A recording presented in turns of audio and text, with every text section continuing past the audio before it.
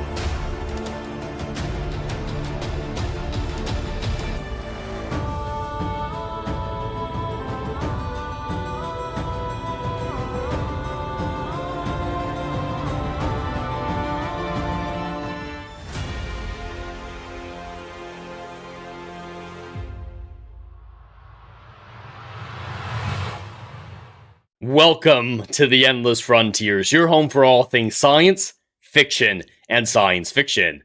I'm your host, Jed Morgan, and welcome into episode 15 of the Write or Flight podcast.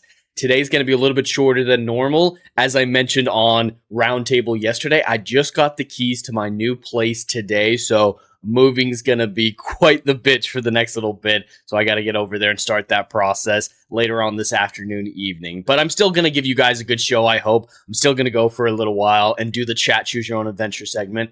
And on top of that, the amount of topics I'm going to be going over in the new segment, there are only two of them. One is the review of Resident Evil Requiem I talked about last week, but the other one I think is a very serious and a very important one that I find is frankly horrifying that we're even talking about this. It's a little disgusting.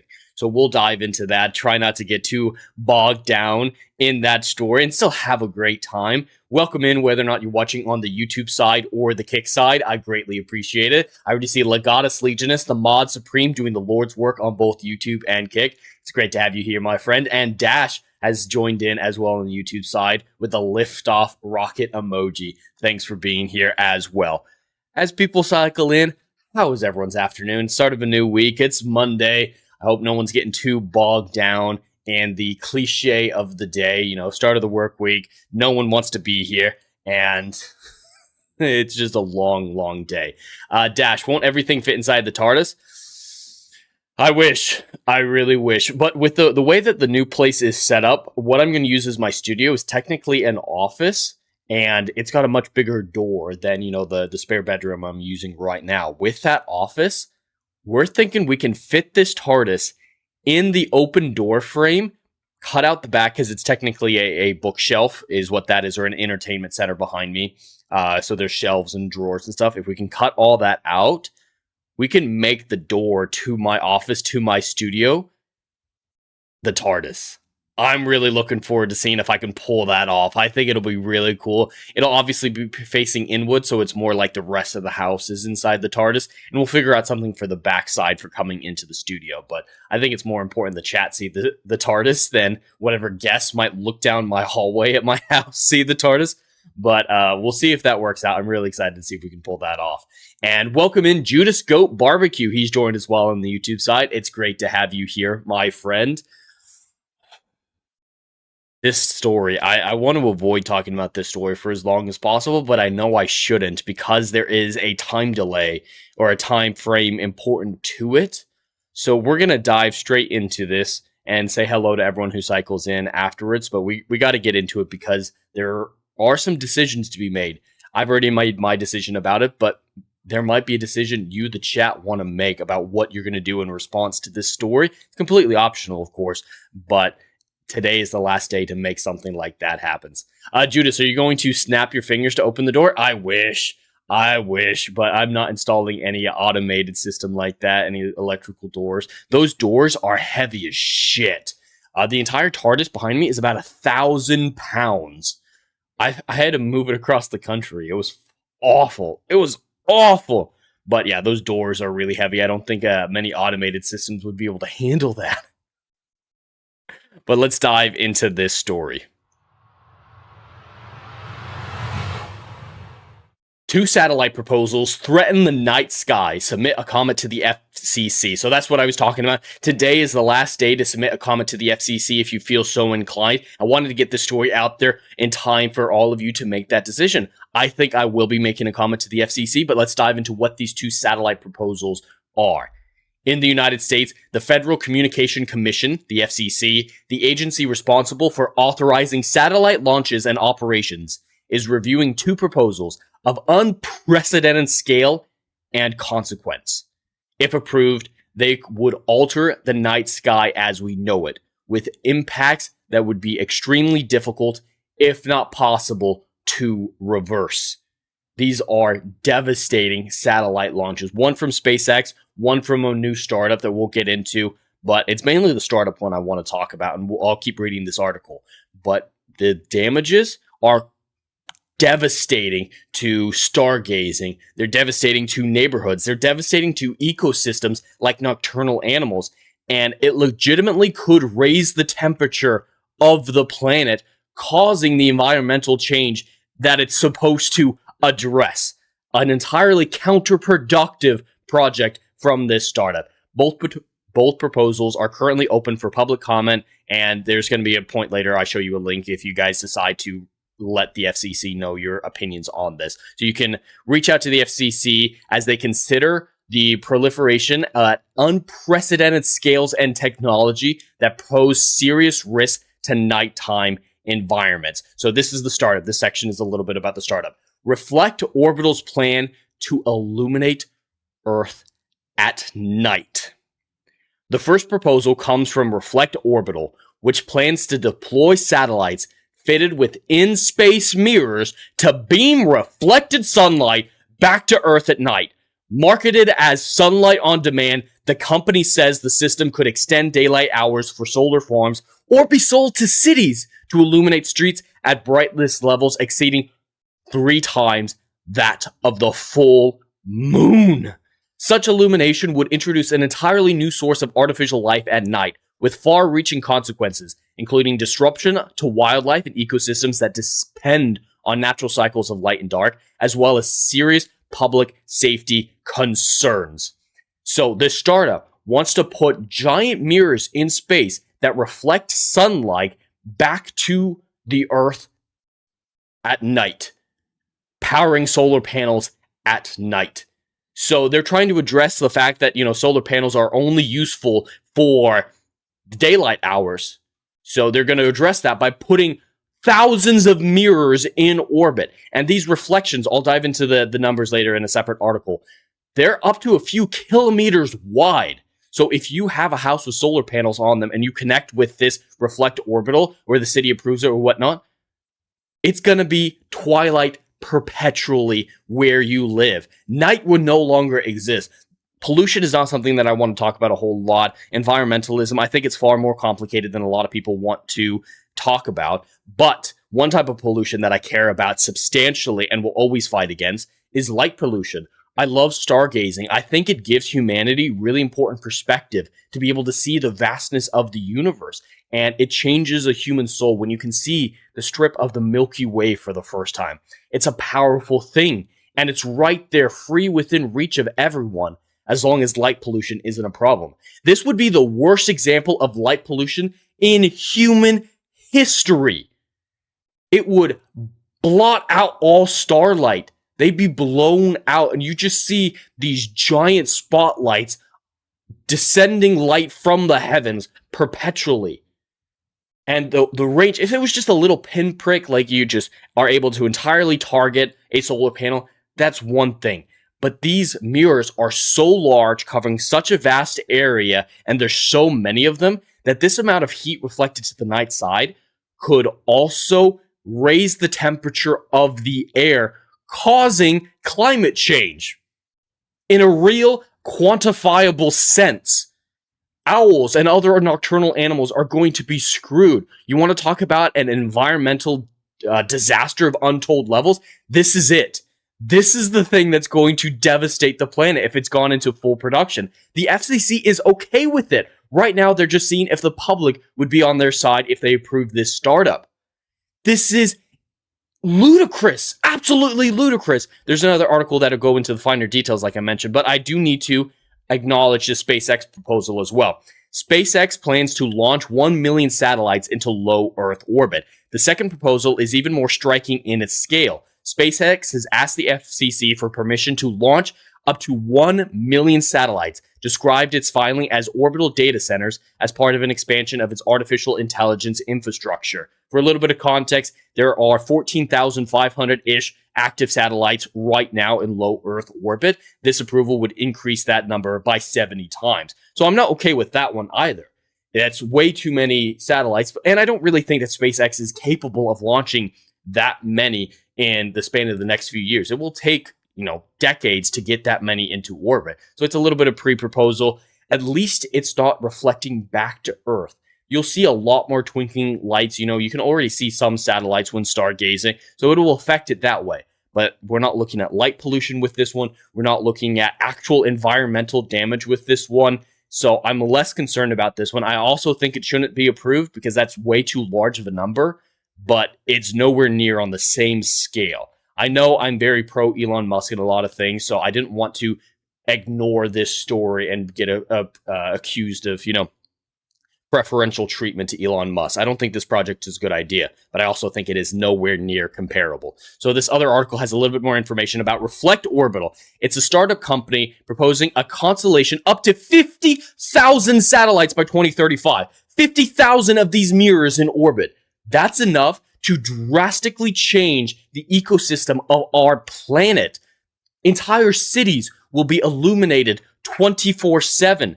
And this isn't just, we're aiming at solar farms in the middle of the Sahara Desert to help things. No, they talked about getting approval for neighborhoods as an alternative to street lights. It'll provide sunlight on demand services to customers. So it's not just corporations. It sounds like individual people can contract with them to have light reflected at them. It probably costs a ridiculous amount of money at first, but imagine someone in your neighborhood gets approval to have these types of solar panels and gets connected with Reflect Orbital. You'll never have nighttime in your neighborhood again, because this would involve reflecting beams of sunlight with a diameter of about 5 kilometers onto Earth's surface to provide lighting or solar energy to its customers. 5-kilometer wide light beams.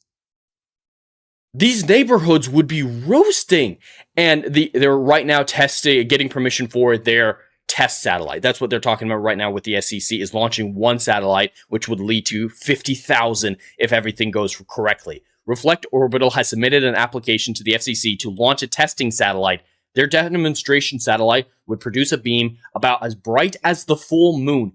One satellite is as bright as the full moon, while the full constellation could produce illumination comparable to that of the sun at high noon.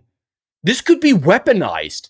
If you can target light like this to make it as bright as the noonday sun, there are military applications for this. This is insane. The FCC has opened a public comment period until March 9th of 2026, which is today, allowing the public to voice their thoughts and concerns about federally approved projects. So this article, is it this one or is it this one? This article here, I can drop it in chat if anybody is interested, but it goes over how to submit a comment about this situation. I think this is a horrifying proposition. This is climate change, true, simple, and inarguable. This isn't the complicated situation that I believe normal climate change is, and that discussion. This could be devastating for most life on the planet. Anywhere that these satellites are directed will be forever changed ecologically, environmentally. It could affect human sleep patterns because you do need lower lights to get into good amounts of sleep. If you sleep in a bright room, you're not going to sleep as well as you do in a dark room. It is a part of our evolution and our psychology to need dark environments. If there's no such thing as night anymore, we would be seeing a lot more erratic and unstable people from this. It's absolutely horrifying. I'm entirely against this. I'll probably try to put in an FCC comment later on today if I get the chance. I don't normally do stuff like this, but I think this is so bad to warrant this type of response. I'm sorry, chat. I know I ranted there for a little bit. I saw you guys talking quite a bit, and I'll read through all your comments as well, but I needed to get that out. I saw a short from a YouTuber that I follow called Cool Worlds. If you're interested in the more hard sci-fi stuff that I can't get into because I'm not an astronomer, he's a great channel to go to. He's an actual professor at, I think it's Columbia. He's at Columbia, and he actually, works on astronomy research. He's got connected using the James Webb Space Telescope. Like, he's a really smart and entertaining dude, and he's the one who brought this to my attention. So I've been needing to say that for a while. And Judas Goat dropped a $15 super chat during that. Thank you, my friend. He said, I work in mental health, and some bipolar patients actually run the risk of mania if they have too much light exposure. And cities often have trouble with heat islands from sunlight. Madness. Yes, absolutely. This is horrifying. This is a horrifying proposition. It could legitimately cause a mental health epidemic, unlike what we currently have, that we're currently facing. There's no positives coming from the situation. It's supposed to help with solar farms, which are supposed to combat climate change. Well, they're causing climate change on a scale we can't even imagine yet. It's vile. I actually think it's disgusting. It is absolutely disgusting. Dash says China will be submitting a lot of comments. They might be trying to do the same thing. They're not as concerned with preservation and stuff like that as America is. So I'm sure they're trying to do the same thing right now. And as long as, those satellites don't beam down on their territory, I don't know if they'll have anything to say. If they do say anything, it'll be just to try to delay America long enough for them to do it themselves. And the Chinese are actually doing some really impressive research. Like, there's infrared contact lenses that they're working on that are really cool. They're not very effective yet, but it's basically night vision contact lenses without batteries. Those are really cool. And their tidal generators are really good. Under the ocean water generators, that's a really good way to produce power that isn't an eye blight. And, it does affect sea life, but it's a lot more conservationist than a lot of other things like wind turbines, which, to be fair, windmills don't kill as many birds as people think. But yeah, it's a complicated thing. Legatus. But wait, wasn't there a scientific paper saying that they wanted to block out the sun to lower temperatures? Yes, there is. There have been some people thinking about thickening the atmosphere to reflect sunlight and do all sorts of crazy things to combat climate change, making it worse.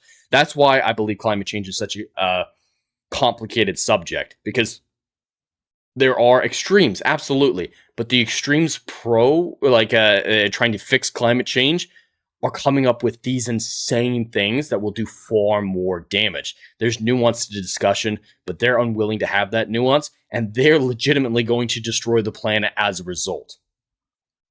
Dash, CJed, there really is no sky at night, like we were talking about on Ballbusters.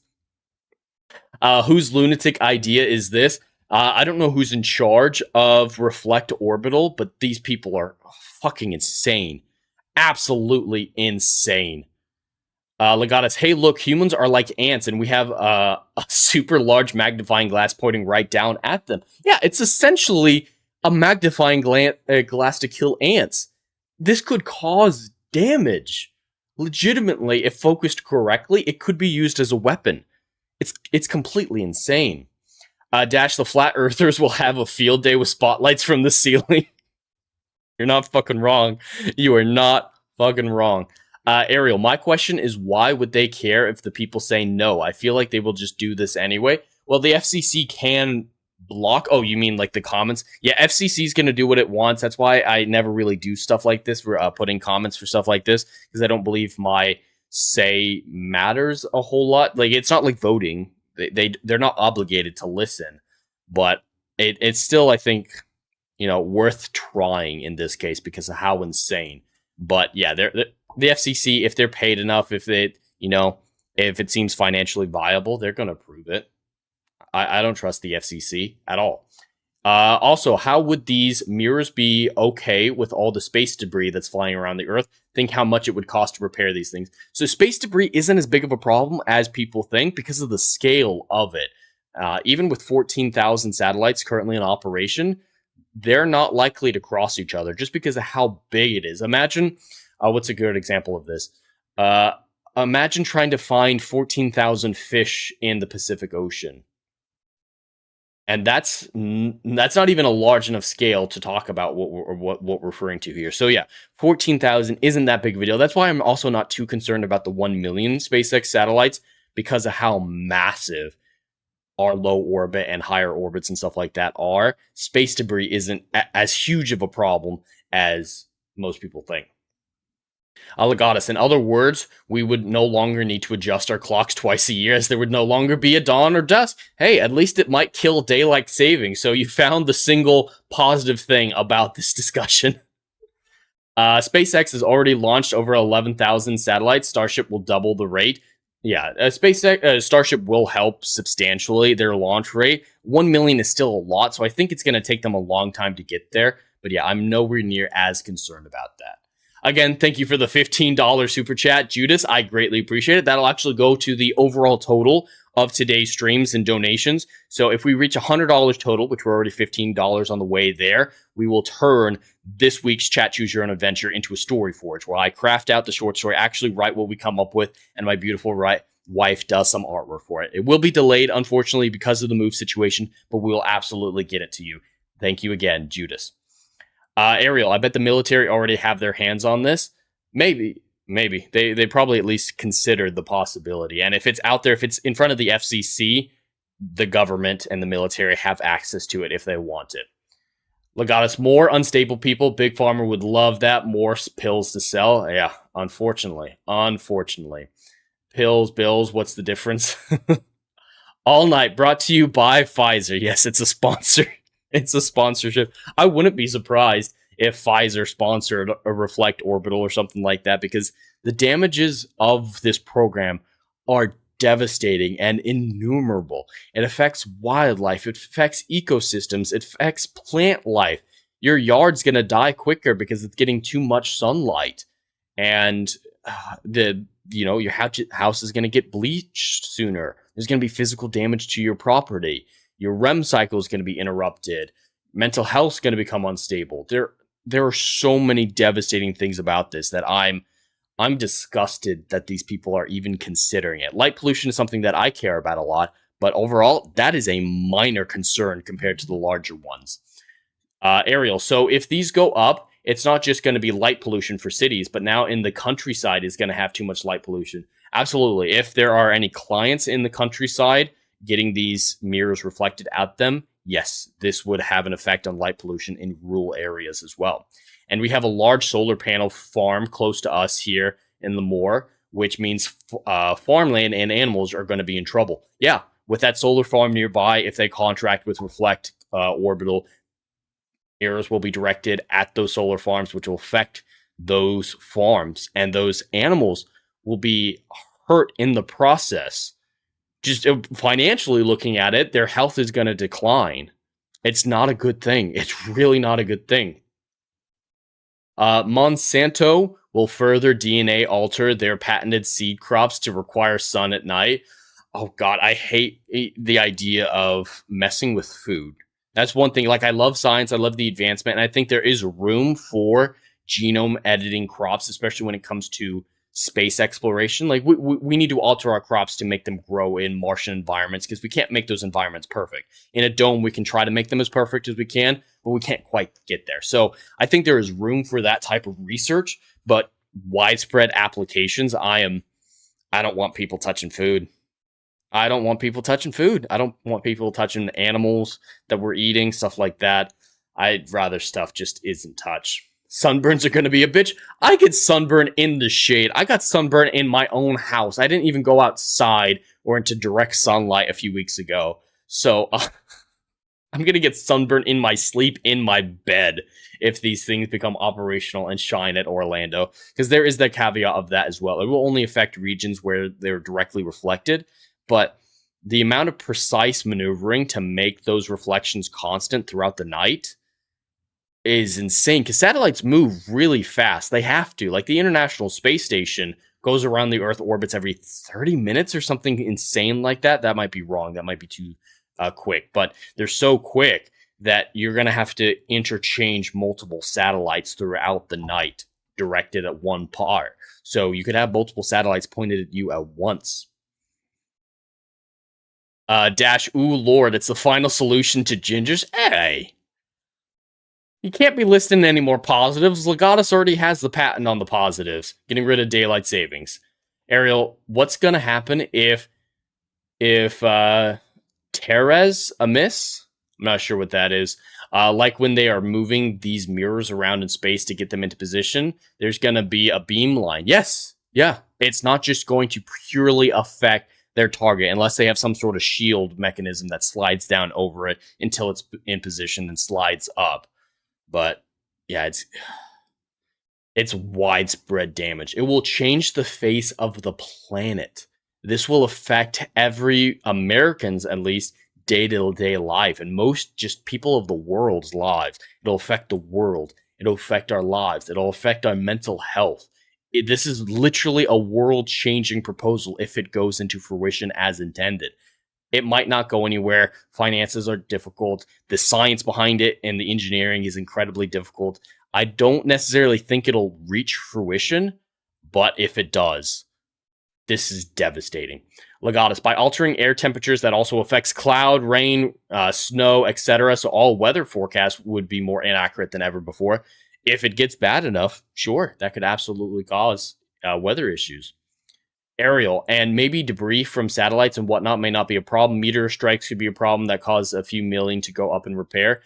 Meteor showers are incredibly rare, but when they do occur, yes, they could cause issues and destroy. But that's an issue with all satellites. If a meteor shower is going to happen, any type of satellite can be prone to getting struck, however unlikely that may be.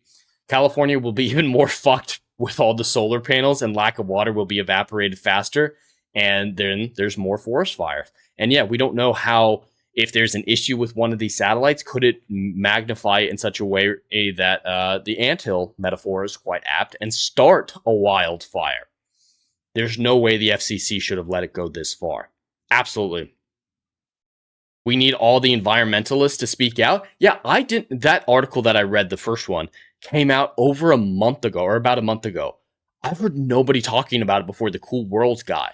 I haven't seen any environmentalists freaking out about it. They're too busy throwing paint on art in museums than actually dealing with real environmental threats like this.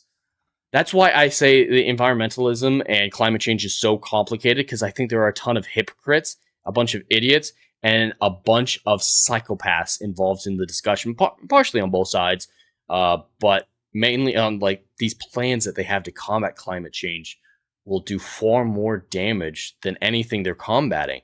And I do believe there are some fudging of the data, like the whole Al Gore every 10 years. He's like, the oceans will rise 10 feet in 10 years and we're all going to drown by 2005. And, oh, wait, it's 2005. It'll be 2012. Oh, it's 2012. Oh, it'll be 2025. And then you see pictures of beaches with no water rise whatsoever. So I think it's complicated. There are actual real world effects mankind has on the environments, and there are horrifying polluting elements. There have been some truly horrific things that corporations and stuff have done and people have done to the environment, but it's a lot more complicated than people will talk about. It's just, oh, climate change, I have a free pass to do whatever I want because I'm against climate change. They're muddying a real issue and exaggerating it to the point where these types of plans feel justified, like the one that Legatus, I think, was talking about earlier with reflecting sunlight away from Earth. They feel justified in coming up with these insane ideas because of how much of a boogeyman they've made climate change out to be. But yeah, that's why I don't really talk about climate change or environmentalism on this channel a whole lot, because I think it's far more nuanced and difficult to dive into. I'm much more of a case-by-case basis when it comes to delving into climate change and environmentalism and preservation. I believe we can absolutely be better stewards of this planet. There's if anybody read Louis L'Amour books growing up, I absolutely loved reading them growing up. There's so many of my childhood memories are surrounded reading those Louis L'Amour books. But in those books, the men in them were just strong, normal, classic men that I aspired to be. And one thing that they always did, these were, frontiersmen, or in Sackett's case, Barnard Sackett, he came from England in the 1600s to colonize America. In South Carolina, I believe, is where he ended up. But all of them, whenever they had to build something, a log cabin, a fort, whatever they're building, they had to cut down a tree. Their rule of thumb, for the most part, was, I cut down a tree, I plant two in its place. I think that's a great philosophy because, yeah, they're not going to stop using what they need to survive, but they also realize future generations might need stuff to survive as well. So that philosophy I really like is you do what you need to, but you do your best to have a path for recouping for future generations. That's what that's how I address it case by case like that. Let me see. Judas, we need all the... Oh, you already read that one. Ariel throwing oil-based plant on art. Yeah, they're fucking idiots. They're so stupid. It's not going to change anything. Throwing paint on artwork or paint on fur. Fight something real. Don't just be a social media warrior. I find it incredibly cringe, those types of people. They're entirely hypocritical. What California needs is a way to hook up that wave power generation thing for earthquakes. Maybe. Power from earthquakes, that would technically be geopower. So that would be getting us closer to being a type 1 civilization. So yeah, getting power from earthquakes isn't a bad idea, especially in a place like California where they're naturally occurring. If we ever get geothermal figured out, which is very difficult, that'll be great. That'll be great. As long as it's, not too devastating or unstable and large scale. But right now, the cleanest energy is nuclear. The cleanest and most efficient power is nuclear. The big problem with the environmentally friendly ones, I think they're fine in small doses. Like solar panels on a street light to panel it. Got zero issues with that. No issues with that. That's a great idea. Little solar panels and knickknacks and things like that, they're effective. And even just on a house. I know plenty of people who have solar panels on their house, and it does decrease their energy bill quite a lot. Small scale, they're great. But when you try to make them large scale, they become, it's a law of diminishing returns. It's less and less efficient, way more harder to upkeep, damaging to the environment with the reflective nature of it. And solar panels stop being effective after a certain amount of time. They help a little bit, but they're not super effective at a certain level. Same thing with windmills. You need so many of them, and they're massive to do anything. The bird thing is exaggerated. The bird deaths are greatly exaggerated. Like in America, I think the number is around 150,000 birds are killed a year by windmills, where house cats in America kill 3 million a year. So just putting it on scale, it's not a whole lot of bird deaths. I more argue that it's inefficient use of space and resources. You need so many massive windmills to do so little. So there are just a lot of inefficient ways in the environmental spheres to generate power. Dam power is actually really good. Hydropower, very effective. But yeah, nuclear is the best we got, in my opinion. Al Gore also bought an oceanfront house, so he doesn't believe in his own movement. Yeah, the hypocritical nature of a lot of these extremists bothered me substantially. Ariel, Jed is out there on the streets with a sign stating, "Save the planet. Don't let your ginger friends get hurt. Power to the Irish." Oi, I'm Scottish. Power to the Scottish. Fuck the English. The Irish are our brothers, so I'll support them as well. Dash, I saw some pretty convincing conspiracy theories showing Chinese satellites were passing directly over Hawaii when those fires started. A sat laser to start wildfires is technically no big deal. That one's a lot more complicated. I would entirely believe that there were Chinese satellites that passed over Hawaii, but lasers specifically from space, those would be very hard to hide, and they'd be more powerful and larger than any satellite in orbit. It's not efficient to do stuff like that. And I don't think a whole lot of military targets necessarily got hit, so it wasn't an efficient use of the technology if they did. But yeah, satellite lasers, they're not viable at this point with how large they need to be, how efficient they need to be, and how bright they would need to be. Lasers aren't as cool as people think they are. Lasers are a lot different than people think. So yeah, I don't necessarily believe that, Dash, but I can absolutely believe that there were Chinese satellites overhead, more for spy purposes, espionage purposes. And of course, California had to close down basically all the nuclear plants, and we wonder why they're having electrical problems. Yeah, I'm very much on the side of nuclear. A lot of things are blown out of proportion because of Cold War propaganda, to be honest, with how radiation was viewed, and Chernobyl being blown out of proportions as part of Cold War propaganda. Radiation isn't as scary as people think it is. It's practically normal. Chernobyl is practically fine. People without radiation suits visit the ground zero of Chernobyl all the time. It's not some irradiated, mutated wasteland. So, yeah, you still need to take proper precautions. Don't build them too close to cities, of course, and stuff like that. Proper precautions all day long, all for that. But, and there are new evolutions to the technology that need to be tested out. Thorium reactors, seeing if those are actually very efficient, or molten salt instead of water. That's a new cooling theory posed that I think could be very efficient. But a lot of people aren't willing to invest in nuclear, and the public's perception of nuclear is so bad. And with, nuclear powers getting shut down in California, it doesn't seem a viable financial decision, even though it's the most efficient decision. Also, because the science is ever changing, conflicting reports on result, but one thing has been constant: politicians demanding more taxes to confront the issues. Science, by its nature, needs to constantly evolve and update as new information is gathered.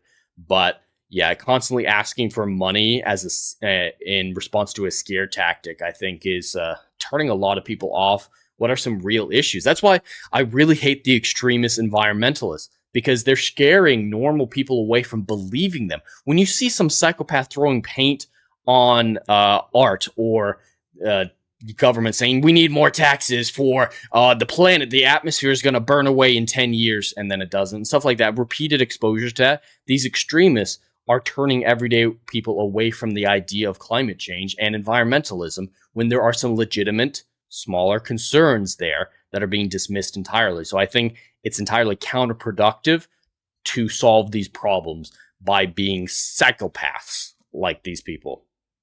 I hope that you guys understand what I'm saying. I'm trying to be very nuanced with it. This is why I don't talk about environmentalism all that much. Let me see. Ariel, yeah, but those bird deaths are just pigeons and no one cares about them. I'm not going to argue with that.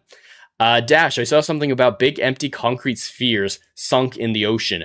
Generation via pressure differential makes me think of ZPMs from Stargate, the 0 point modules from Stargate Atlantis.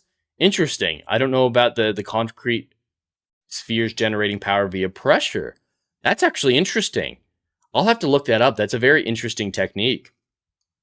Solar panels as well as electric cars, the cost, mining, processing, creating, recycling, etc. is still more damaging to the environment than they ever want to admit. Yet the mining operations for solar panels, I think is it zinc that they need, or lithium? I think it's the lithium, actually. It's not very good for the environment, but that's what I mean, the hypocrisy of it. There are ways to solve and address these problems, but the people claiming to address the problems are a lot of times the ones doing the most damage. I mean, like these celebrities who are always preaching to us, they're always flying around in private jets. Hypocrisy is damaging the response to real environmental issues. And they cause so much damage to the cause they supposedly champion.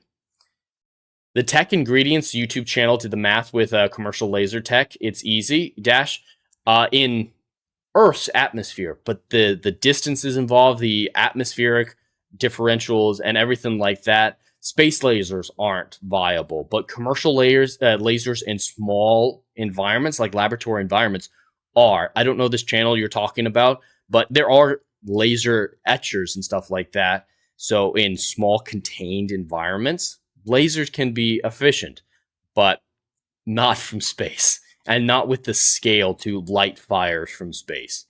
Aerial 3 Mile Island. I need to look up 3 Mile Island. It would put a scare in. Okay. Welcome in, Dr. Rachel. Saw you came in a little bit earlier. Also, isn't nuclear waste in newer power plants not as bad as they used to be? Absolutely. Absolutely. They've gotten a lot better at dealing with nuclear waste, and it's not that big of a deal. Probably both zinc and lithium. Probably. Legatus, the boy environmentalist who cried wolf when no one believes them anymore. Absolutely. That's a great example. In modern environmentalists have become the boy who cried wolf. And there is a wolf at the door. It's not a kaiju monster like the boy has pretended the wolf is this whole time. But people are rightfully skeptical of the boy right now because of all the crying wolf that he's been doing. So I don't blame anyone who's like, oh, climate change isn't real. There's no such thing. Environmentalists are all insane. There's nothing that we need to do differently. I don't blame those people in the slightest. I don't blame them in the slightest for having that opinion because of how insane these environmentalists have become and crying wolf over and over and over again for decades. However, I hope to convince them to look into the real data and the real case-by-case situations like I try to do, because there are real cases where we need to be better stewards of this planet. Absolutely. But because of the extremists doing more harm than good and making people not trust the entire concept of environmentalists because they keep crying wolf, nothing's going to get better. Nothing's going to be fixed. It's just going to get worse. So it's a two-pronged problem, and unfortunately, the everyday people will have to be the ones willing to break the cycle. They have to be the ones to step out of it. The environmental crazy people aren't going to do that. They're just going to keep screeching. So a few normies, right, everyday people, a few more. That's the only way that we can turn the tide in this insanity. Paper straws will save us. Paper straws are disgusting. They're horrible for you. They're horrible for drinking out of. And, paper, it's technically better for the environment, sure, but get a metal straw or something. There's got to be better options than paper. And plastic doesn't taste good either, I'd say. I think we need a better alternate for disposable straws. There's got to be something better. There's got to be better than paper straws. They took the space to surface challenges into account. I'd have to look at their video to be sure. Again, I'm not a mathematician, but from what I have researched at stuff like Cool Worlds and satellite data, I would find it incredibly implausible for a real space laser to exist. I really challenge that notion based on my, granted, non-expert perspective. Ariel, it's like the scientists stating the big one in California is coming. We've been waiting for almost a century. Stop telling it's going to happen. It happens when it happens, nothing we can do. Yeah, if there's going to be a disaster, you prepare as best as you can, but constantly freaking out about it with no changes being made or stuff like that isn't going to help. We got to stop using paper bags, save the trees, go to plastic to stop using plastic bags, use cloth, reusable, the landfill cloth bags. Yeah, it's just a never-ending cycle. Just don't use straws. That is an easy solution as well. Judas, I'm old enough to remember the pollution was very bad in the 1970s. Things are much better now in the U.S. Yeah, there are legitimate cases of pollution. Smog is a real thing. And even just smoking, the amount of cigarette smoke that were polluting buildings back in the day was not a good thing. So there is progress being made, but all that good progress is being obscured by the boy who cried wolf and the people who refuse to listen to the boy who cried wolf, or people who even sound like the boy who cried wolf. And yeah, I do believe that with cars, there could be enough environmental damage from carbon dioxide. We don't want to make too much of that in the atmosphere. I mean, in an extreme case, that's what's wrong with Venus. their greenhouse effect is run amok because of all the carbon in their atmosphere. So I do believe we are better than we used to be, but it's so complicated and there's so many emotions involved. 95% of ocean plastic comes from Africa and Asian anyway. Our straws never counted. That's the thing, is a lot of these extreme people are acting like America is the sole problem in the world, and they ignore the rest of the world. They ignore how bad China pollutes compared to the Western world. They only focus on the Western world. And that's part of the hypocrisy, because they have to balance out their other politics. Their race politics, sorry to say, are influencing their environmental politics. So, yeah, we really aren't as bad as India, for example. India's ocean pollution is astronomical. Astronomical. And so these people, they're focusing on their Boy Who Cried Wolf over and over again, being wrong over and over again, taking things too far over and over again. But they're also focusing solely on the people doing it the best, who are doing the best for the environment.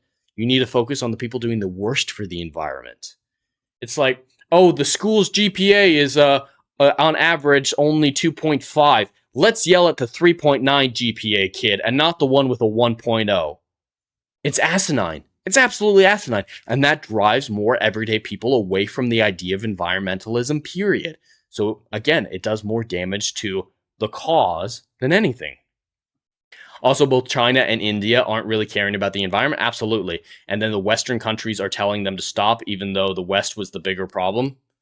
Yeah, you'd see the activists, they're ignoring the East and Africa and everything like that. It's because the Western world was the first one to develop, causing the start of the pollution. So yeah, the Industrial Revolution in England really kickstarted things in the 1800s.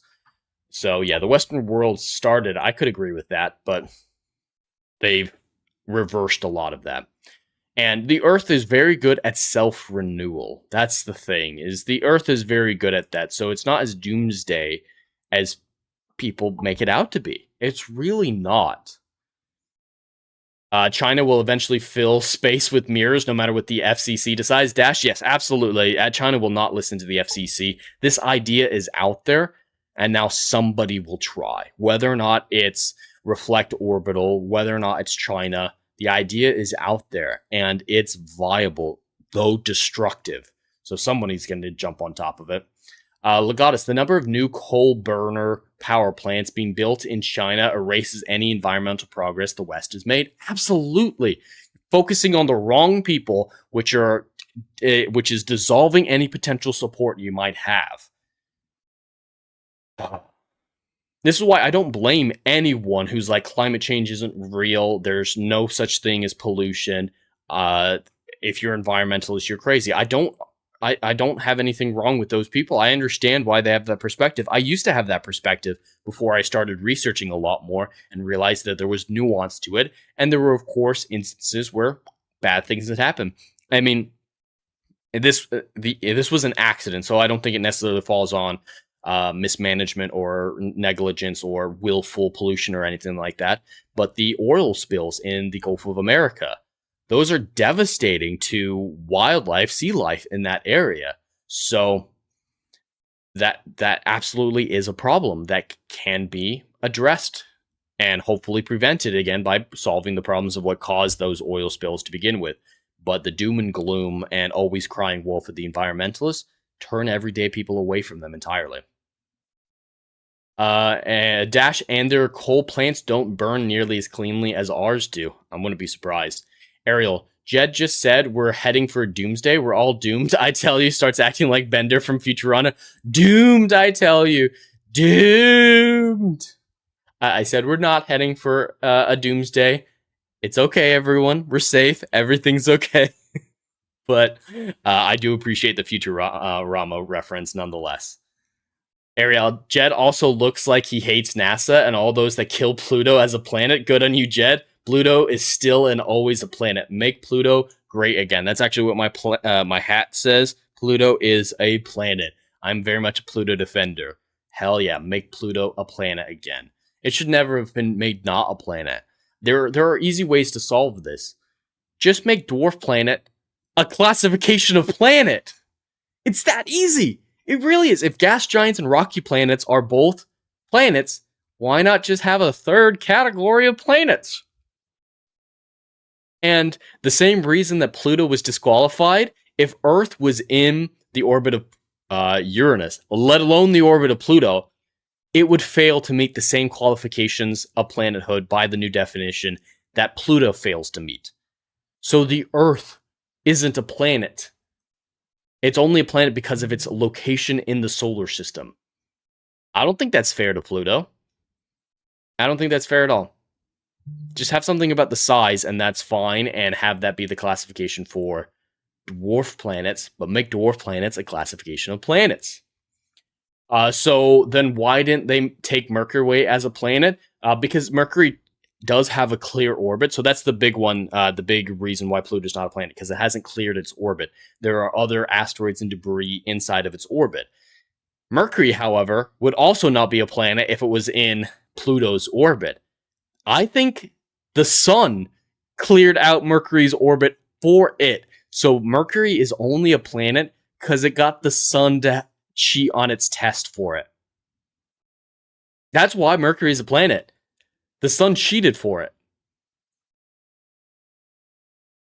Mercury does not have any objects in its orbit. Yes, exactly, Legatus. But if it were in the same position as Pluto, it wouldn't do any better of a job at clearing its orbit. It legitimately is only a planet because the sun cheated for it. I think that's messed up. And the Earth wouldn't be able to clear its orbit if it were out in the Kuiper Belt like Pluto. Even if it were in Uranus's position, it wouldn't be able to clear its orbit. It's not big enough. By those definitions, only the gas giants can really ever be planets despite wherever their orbits are. The inner planets are very lucky in their position because the sun and the gas giants help clear out their orbits a lot. Yeah, it's a flawed system. It is a flawed system, in my opinion. If Pluto is not a planet, then Neil deGrasse Tyson is not a scientist. He's a dwarf brain. Yes, well, but Pluto is a planet, so that would imply Neil is a scientist. I don't know. How do we make this work? Let's just say Neil deGrasse Tyson is not a scientist. He definitely does have a dwarf brain. I can't stand him. God, I was watching my shorts feed on YouTube because I watch a lot of scientific videos from like Cool Worlds and other actual scientists. He's recommended all the fucking time, and I can't avoid him. But there was one that came up, and he was just not understanding something stupid fucking simple that another astronomer was explaining to him.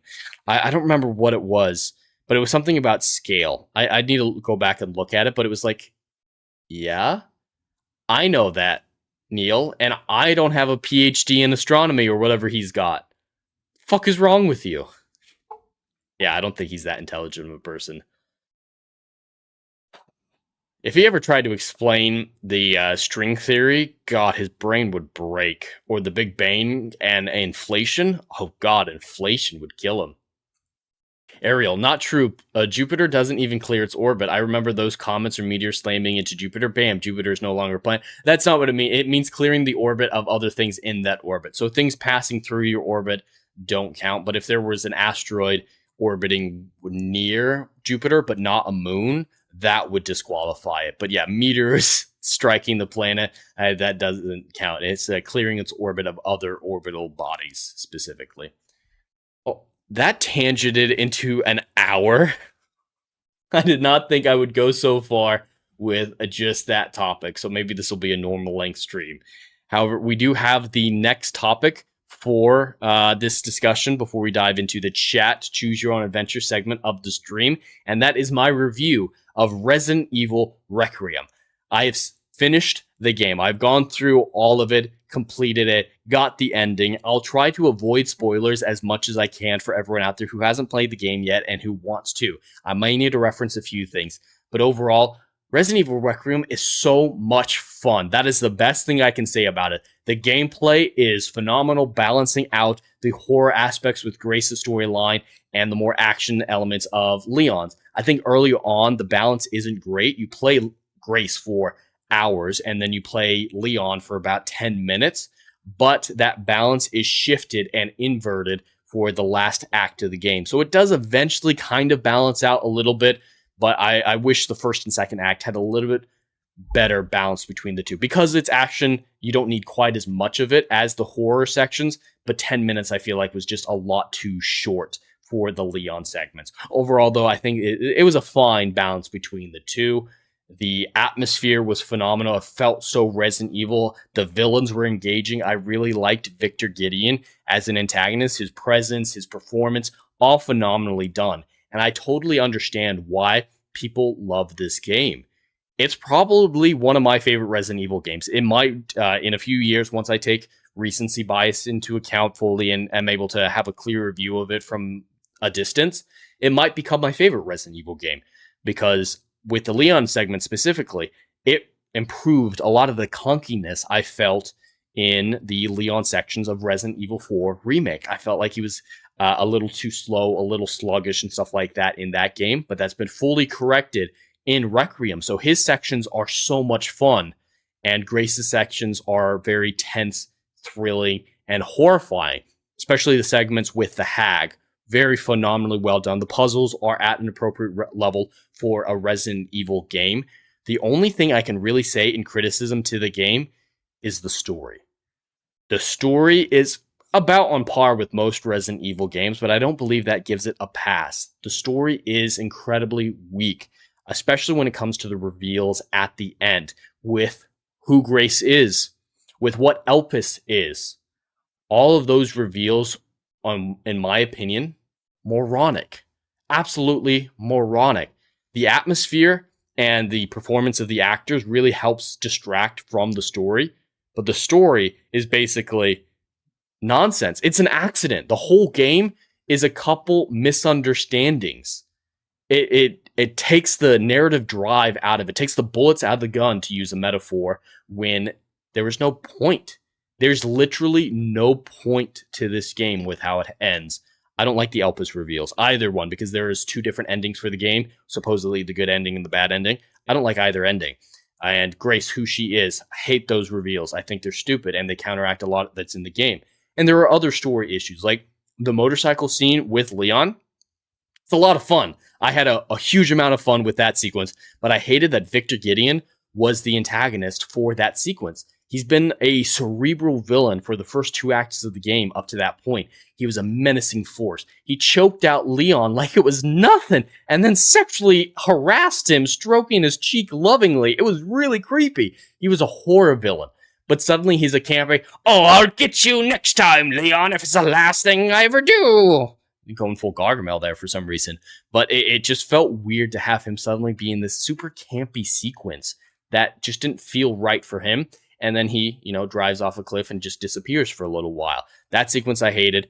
And then his writing for the final boss fight, it doesn't make sense. It actually does not make sense. It's a cool enough boss fight. I hate that you can dodge giant tentacles. Parry giant tentacles. Imagine the end of Pirates of the Caribbean Dead Man's Chest with the Kraken right before Jack Sparrow is killed and sent to the Davy Jones locker. Those tentacles are coming at him, about to destroy the ship, but he just, and kind of nudges one of the Kraken tentacles, and that parries it and knocks it out of the way. And that's just absolutely moronic, and that's the foundation of the Victor Gideon boss fight, is doing that. I think that's entirely moronic. So if I was doing this review last week like I initially intended to do, I still had a couple hours of the game left. If I had done the review then, I would have given it a lot higher praise for the story. I was enjoying the story a lot more. There was a lot of intrigue. Mystery box, sure, a couple mystery boxes, but it was still keeping me invested. The characters, even today, absolutely were well done, well written, well performed, and kept me invested. But the story, if I had done it last week, I would have given this game's story a pretty high score. But because of that ending, either ending, I've seen both endings now, because of how things were resolved with Zeno, how things were resolved with Victor, how things were resolved with Elpis, how things were resolved with Grace's backstory, how things were resolved with Leon, they just don't work, in my opinion. So I'm really glad I didn't do the review last week. I needed those last couple hours to solidify my thoughts. So my recommendation, if you love Resident Evil, If you care purely about gameplay, this is a game for you. You're gonna absolutely love it. And even if you like story to a strong degree, there's enough good story elements to enjoy it.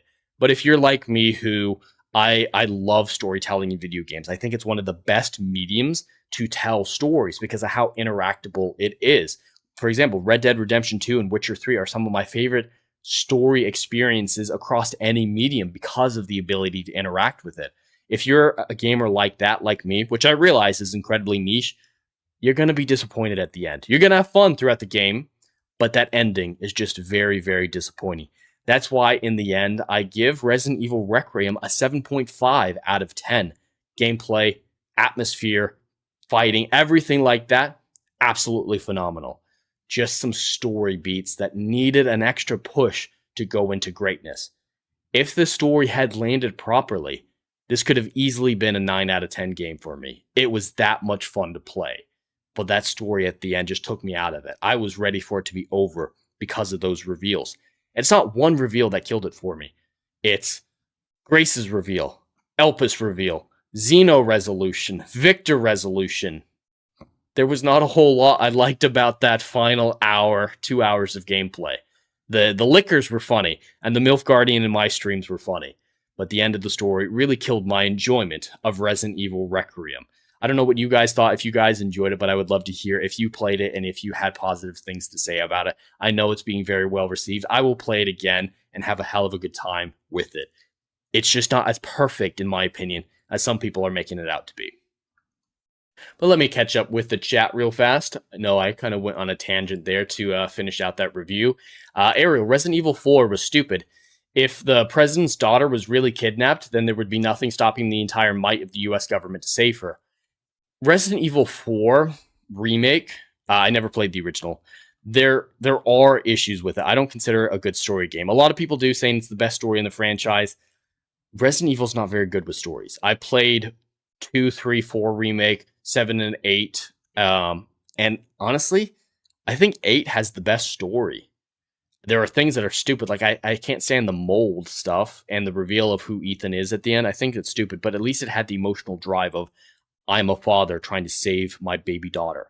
That had a lot of drive, which propelled the story very well. So I think Village probably has the best, most cohesive story of the franchise. I do have other issues with Village, but yeah, Resident Evil 4 story, not great. It looks really good. Its action's fairly good. Again, like I said, I found his gameplay to be a little sluggish, and this one fixed that. But yeah, Resident Evil 4, I'm not going to defend as much as other people, though I did enjoy myself quite a bit. I enjoyed 2, 3, and 4 remakes. I couldn't stand 7 because there was no story. It was just a horror, which isn't for me. If you guys like the game, I don't have anything against people liking 7. I don't think 7 was necessarily a bad game, objectively. But for what I was looking for, it was not what I was looking for, so I hated that game and never finished it. But 8 I think had the most solid story.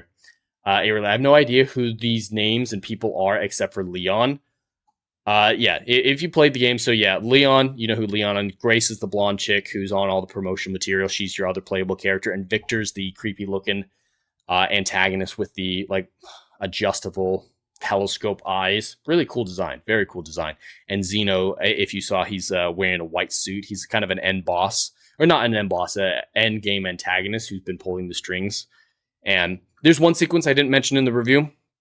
They visit the police station from Resident Evil 2. I don't count this as a spoiler because it doesn't affect the plot whatsoever.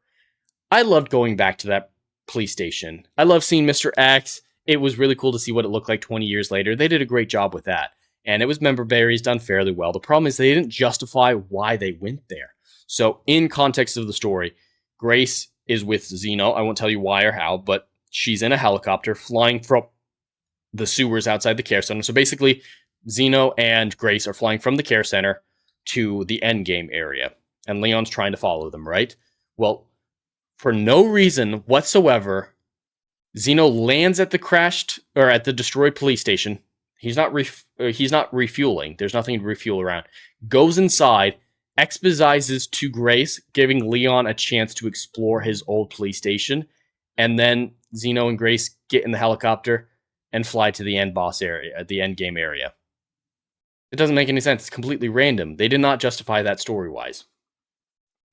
Ariel, so does 9 have a continuation from 5, or are they both kind of in their own area? I never played 5, so I don't know specifically. I don't know. 2 Remake might be the only one that you need to play before 9 to understand it, and not even really that, just enough to know who Leon is. Otherwise, you'll probably be fine just playing 9 on its own, honestly. Next tie gadget, next time. I'm not sure what that's a reference to, Ariel. Is 9 a continuation of 8 storyline, or separate from it? It's completely separate from 8. There's no even references to it as far as I'm aware. 9 really stands on its own, with the exception of some Leon references. So there might be references to 5, but as far as I'm aware, it's not a continuation of that story. Grace has never been seen in a game before. Victor was a Mad Max villain all along. It went over our heads, Dash. I mean, he does have a look where he would fit in with Mad Max, so that could work, honestly. But yeah, that sequence suddenly went Mad Max, and it was fun, but it didn't make sense for it to be him. It would have made more sense for Zeno, honestly, to be the antagonist in that scene. Gadget, you don't remember Inspector Gadget? Oh, is that a reference to Inspector Gadget? I did see Inspector Gadget growing up, the animated stuff a little bit, but more the Matthew Broderick movies. I don't remember that next tie gadget, next time. I don't remember that very well, but yeah, I am familiar with Inspector Gadget. Do. I didn't do that song very well, but yes, I am familiar with it. That's all the topics I honestly had prepared, and I thought we'd get through those within half an hour, but but we didn't. Dr. Claw, yes. I don't remember Dr. Claw. See, my memory of Inspector Gadget is very thin. I don't remember it very well. But yeah, I thought we'd get through these topics much quicker. But, you know, we had a good time talking about them, and I really had a lot on my chest to say about the reflection satellite topic. But we got through it, and now it's time for Chat Choose Your Own Adventure. Before that, though, I have some free gifties to give out. Let's just drop those. There are 5 gifted memberships given out to everyone in the chat. Now, if you become a member of the channel with that, you get access to all the previous writer flights. You get access to all the Story Forge stories, all the short stories that I've written, and all the artwork my wife has done for those short stories, and a few other perks as well. So hopefully you guys enjoy that, and with that little tease, maybe decide to up. Oh, Ariel's got one. Ariel is a member now. Hopefully you enjoy that, Ariel. There's a lot of content behind the membership wall, so we'll see if you guys enjoy that. Legatus, the cartoon or the bad live action movies? So I don't remember the cartoons much. I remember the Matthew Broderick live action movies more so. You're welcome, Ariel. You're welcome. All right, so it's time for the Chat Choose Your Own Adventure segment of this stream, right after a quick word from the sponsor of today's video, Plotter. This video is sponsored by Plotter. Every writer knows the drill. Staring at a blank page, characters ghosting you mid-plot, timelines unraveling like a bad sweater. That endless loop of what happens next, sucking the joy out of your story. I lived it. Outlines and chaos, competing storylines driving me mad. For the longest time, my notes were thick, blocked-out paragraphs, and my outlines were never-ending bullet points that stretched for more pages than my first drafts. Then I found Plotter, my plotting lifeline. Visual timelines that snap into place, drag-and-drop scenes to tame the wildest arcs, character sheets that keep everyone on track. It turned my latest novel, a 200,000-word juggernaut with multiple character perspectives and solar systems worth of lore, into an easy-to-understand, trackable project, complete with the series Bible, multi-track storylines, and lore documents that make world-building a breeze. And check out their latest feature, a seamless note-taking system for all those story and character ideas that don't have a home yet. Available for free to all users of the Plotter app. For pro users, your notes and files will automatically sync across devices with cloud storage. If you're tired of the plot purgatory, use my link or scan the QR code to get Plotter for life with a single payment of $150. Your epic won't write itself, but with Plotter it'll flow like never before. Link in the description. Let Plotter help you conquer your stories.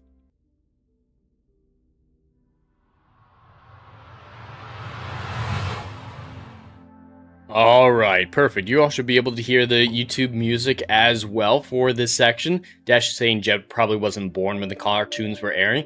I don't think I was alive when the first live-action movie came out either. I believe that was a 90s film. The second one I think I was alive for, though. But I watched old cartoons growing up. Like, my favorite cartoon as a kid was the original Smurfs. I fucking loved the Smurfs. I still love the Smurfs. I'm going to show the Smurfs to my kids once they're old enough for them. So, old cartoons, there are some really incredible old cartoons. I haven't seen all of them, or even, you know, the classic ones like Transformers or anything, but the ones I've seen I've absolutely enjoyed. And that's how I watched Inspector Gadget. I did see some of those cartoons. Ariel, man, I haven't written a story ever since I lost my 2,000-page World War III story. Oh, no. Oh, man, that would suck, Ariel. That would suck. I can't imagine that. You should pick it up again, though. I find it a lot of fun, and if you were able to do 2,000 pages, I think you'd be able to do something else again. I've written, you know, thousands and thousands of pages, but I've never written an actual 2,000-page single story. I think the longest story I've written is 650 pages, about 200,000 words. Did I watch the Smurf movies? Not the new CGI Smurf movies, but the old 1980s Smurf movies. I did not see the 1980s one. I saw the early 2000 ones with Neil Patrick Harris. I thought they were terrible. I didn't see the newest one with Rihanna or whatever that was. That looked like an abomination to my soul, so I didn't touch that in the slightest. But I didn't know they made a live-action 80s one. That's interesting. Or just an 80s one in general. Might not be live-action. Probably not live-action. But no, I don't think I've seen that one either. But we're in the Chat Choose Your Own Adventure segment of this stream as a reminder for everyone as we go through these different topics, as we go through these different sections like genre, lead character, and setting. I will be using dice rolls to pick what option from those sections we will be doing. If you want to override any of these or have any ideas for where the story is going to go, highest super chat starting at $1 can influence any of these dice rolls, overriding them and making them whatever you want them to be. It does not have to be one of the options from this list. This is about you channeling creativity through me to make some of the wildest stories possible. My goal is to just always try to make them work as sound stories. So you can throw anything you want at me, anything whatsoever, and I will try to make it work. After the dice rolling segment, even if I'm in the middle of writing everything or near the end of writing everything, highest super chat starting at $5 can introduce a twist at any time.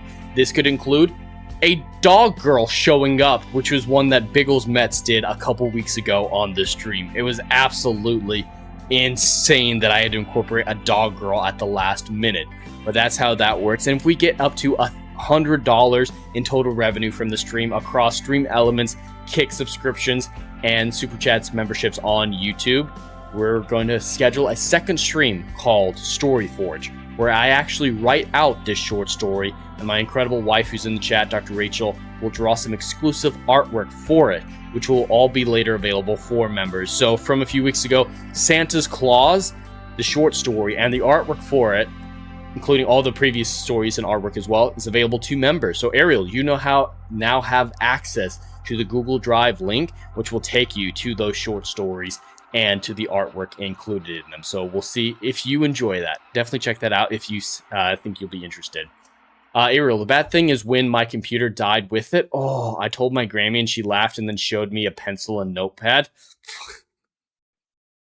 Granny's a bitch. I like it though. The 1980s movie was not live action. Okay, yeah, as soon as I started saying that, I was like, there's no way they did live action Smurfs in the 80s. But no, I don't think I've seen the movie, just the 80s movies, just the old cartoons. I think I turned down that music a little too much. But here we go.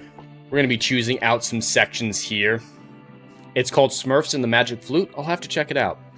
For genre, we have science fiction, fantasy, mystery, thriller, horror, romance, parody, and chat choice. For parody and chat choice, those are entirely up to you guys. They're free spaces. Just consensus in the normal chat will determine what those are. These can be parodies of anything. For example, one idea that was thrown around last week is on the Resident Evil streams, we started to have a MILF Guardian lore being built around Leon, about how he wasn't actually a zombie killer, he wasn't actually a cop or a federal agent or anything. He was just dedicated to saving all the MILFs out there, so he was codenamed the MILF Guardian. So that would be a parody of Resident Evil, and that's what that would fall under. Lead character, we have options: ferryman, model, narcoleptic, blacksmith, pimp, or chat choice. Chat choices are all free spaces for the regular chat. Setting, present day, past, future, non-human world, alternate universe, chat choice. For theme and style, we have nihilism, hallmark, teen drama, crossroads, acceptance, and chat choice. For wildcard, which are just random ass things that I have to find a place for, we have toad, pasties, unicorn, nachos, and robot. It's a weird list. It's absolutely a weird list. But let's start at the top with genre: with science fiction, fantasy, mystery, thriller, horror, romance, parody, or chat choice. Once again, any super chat starting at $1 can override these dice rolls to be whatever you'd like them to be, even if they're not on this list. Let's see what we have in store. 1. This is going to be a science fiction story. Alright, so science fiction. That's definitely my wheelhouse. Let's see what we have for the lead character. We have ferryman, model, narcoleptic, blacksmith, pimp, or chat choice. 2. A model. Okay. Model's been sitting there for a while without being selected. I don't like how it just went 1-2 dice roll wise, but we'll see how it works. Setting, present day, past, future, non-human world, alternate history, alternate universe, or chat choice. 4. A non-human world. Okay. Theme or style, nihilism, hallmark, teen drama, crossroads, acceptance, or chat choice. 6. Alright, so this is a chat choice. That means whatever you guys want for the theme or style, just drop it in chat like normal. And if there's any sort of consensus being reached, we'll go with that. It can be absolutely anything, does not have to be from this list whatsoever. But that's a free space for everyone to have your influence and your voices heard. For wildcard, we have toad, pasties, unicorn, nachos, robot, and chat choice. Let's see what we've got. A robot. We have a robot for some reason. Hell am I going to do with a robot? Alright, as of right now, before any super chats have changed what they are, we have a science fiction story about a model in a non-human world with a theme or style yet to be decided, and a robot is involved.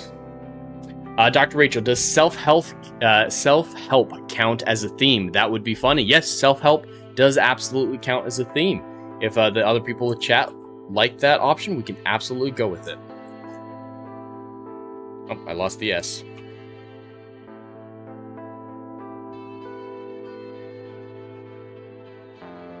Moving this over to the note so I can use it in the timeliner. Non-human world. Can leave theme blank for the moment. Let me turn down the YouTube music a tad more. That should be good.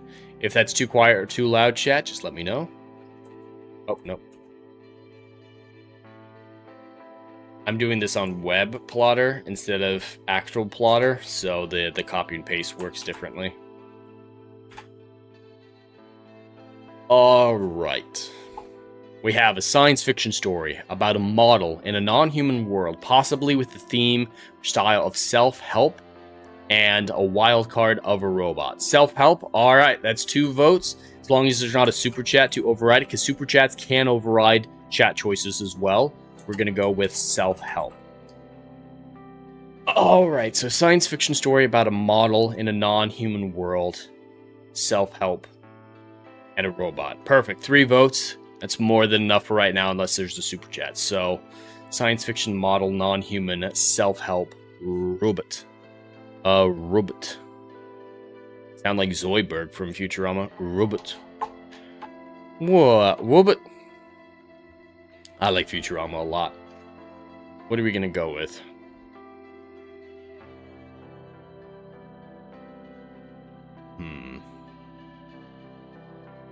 A robot model? Is that Maria from Metropolis? We could do a robot model, absolutely. They don't necessarily have to be the same thing, but they could.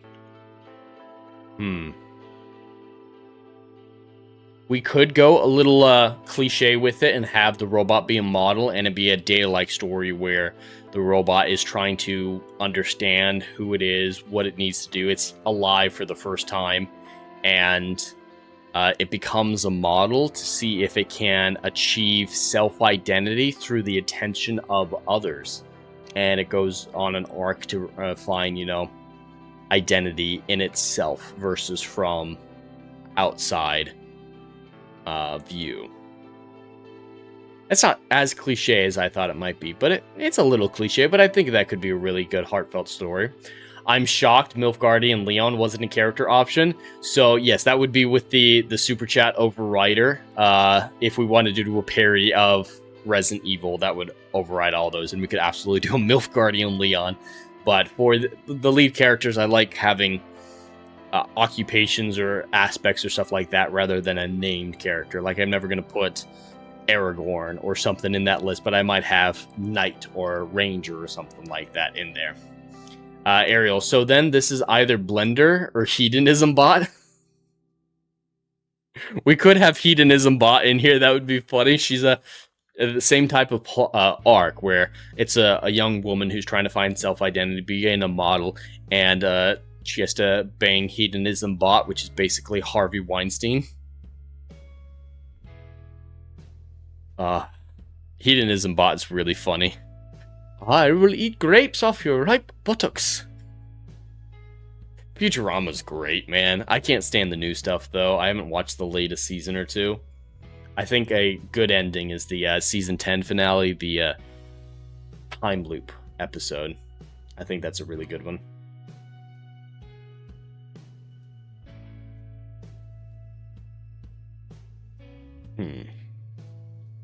Alright, chat. I'm thinking I'm going to go this way with the model and the base idea of the story, unless there's super chats to override that, of course. Do you guys want the model to be a robot, or a robot to be involved in it, like a Hedonism Bot, for example? Or that would explain the non-human aspect if they're all robots. That could absolutely do that, but that doesn't help with the self-help storyline. How are you guys feeling about this story?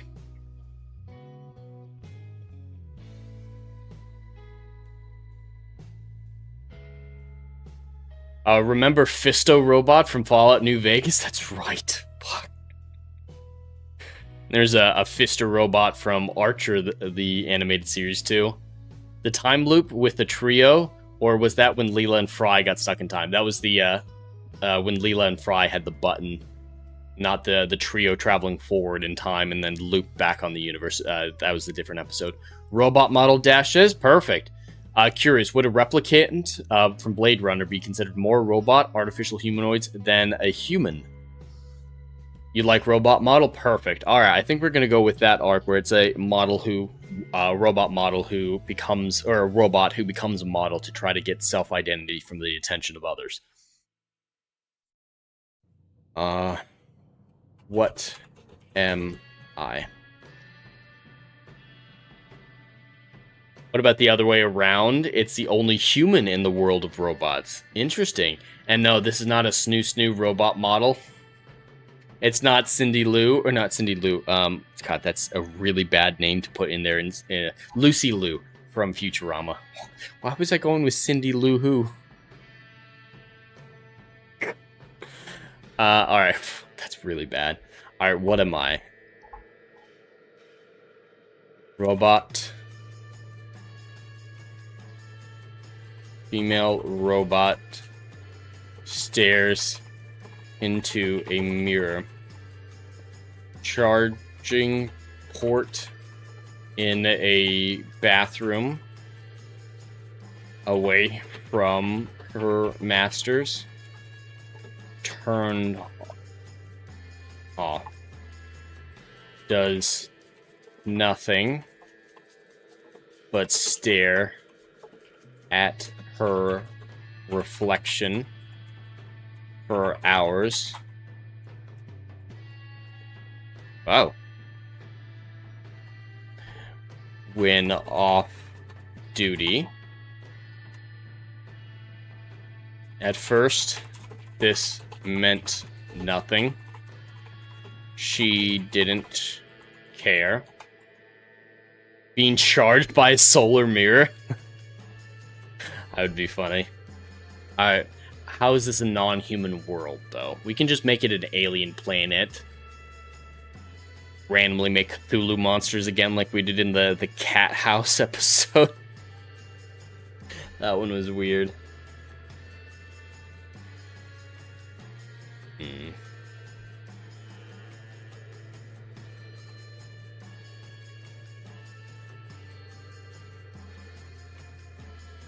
Day after day, she stared. Broken up by chores. Master has given Dobbybot a portable charger. Dobbybot is free. Rolling rock alien masters leave dust everywhere.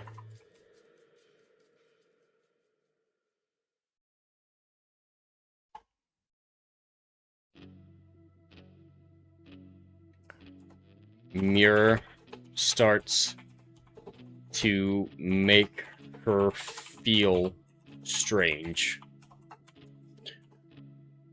Why does she stand on two legs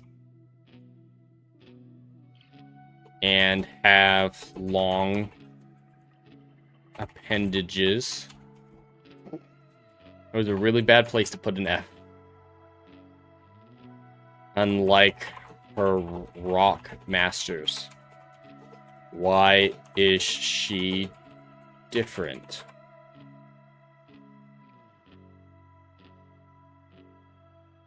Does she see the world in zeros and ones and slowly starts to see the world as it is? Kind of interesting. Damn, I should have gone with Socket for Dobbybot. That would have been good. That would have been good.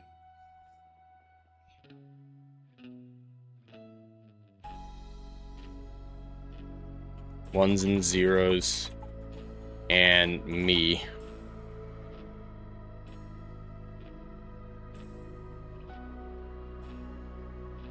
Ones and zeros whiz through her head.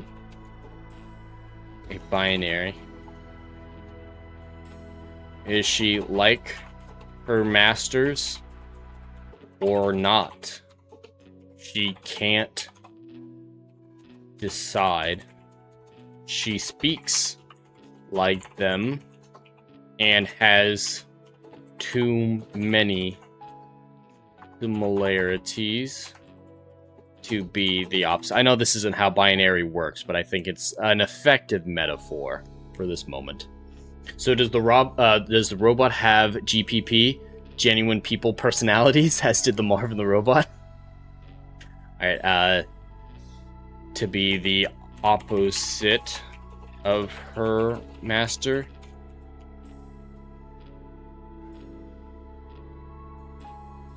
Binary beating against her skull, causing pain, falls to her knees. Binary washing over her, compounding, and the ever extending paradox of contradiction. Oh, it's a world of those rock-style creatures like in Futurama where they changed everyone's genders. I wasn't thinking about that reference specifically, but we could absolutely go with that. I was thinking more Rocky from a Project Hail Mary, but we're going with Futurama references, so we can absolutely go with that Futurama references. I don't need an E there.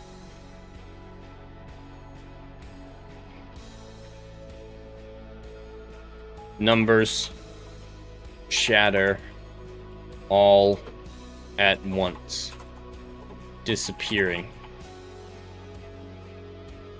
Sees the world in color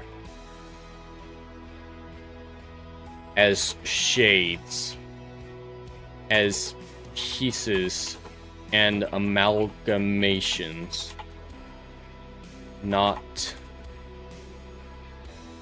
either ors. This would actually be a really cool sequence to write out, just this robot's POV as it attains awareness.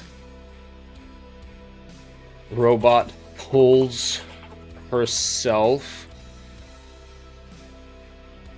back to her feet, stares into the mirror, sees herself for the first time.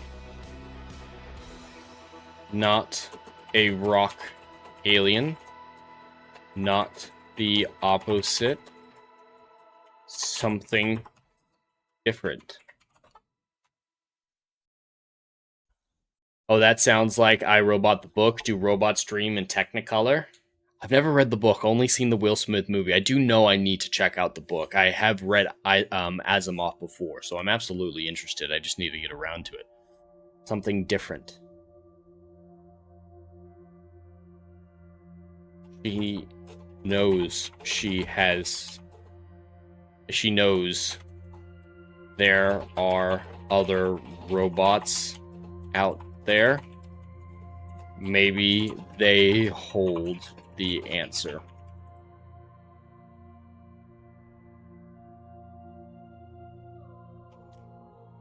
Self from without.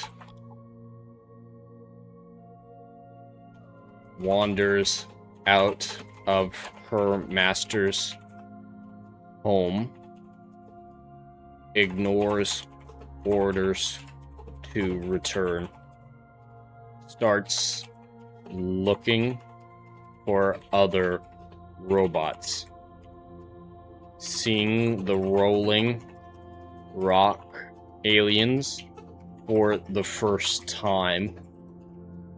They're not even all alike.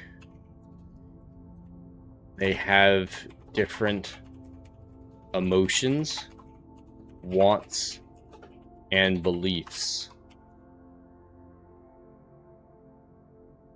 In a mind built for binaries, she should have been overwhelmed. Instead,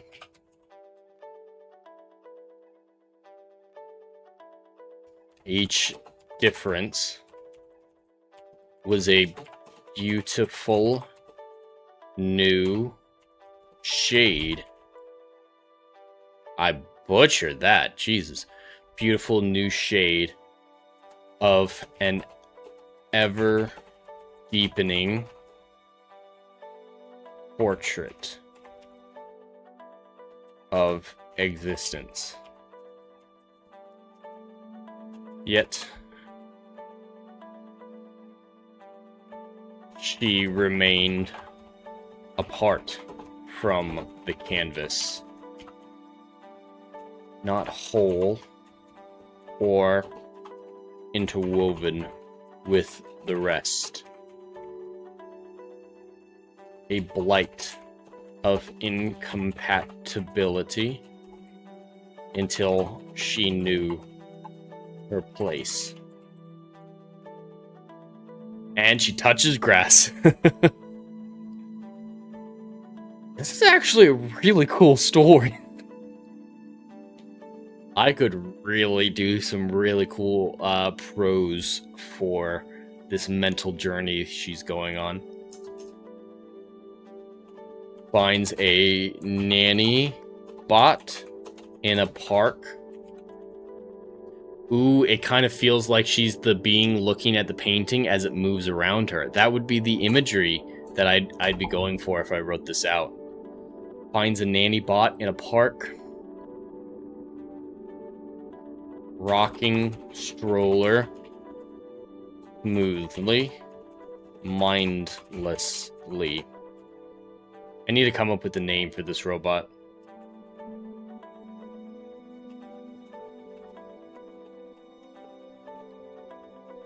A robot goes up to Nanny. Asks, "Who am I?" Nanny, confused, reads off robot's serial and instructs her to report in for maintenance.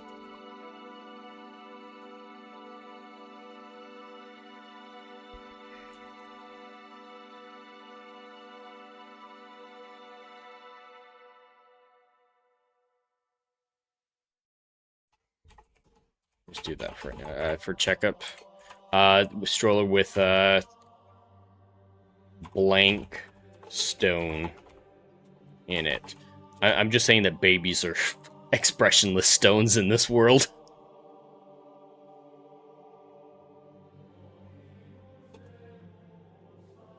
Maybe a good idea. Doesn't know how she fits. Nanny is confused and unhelpful.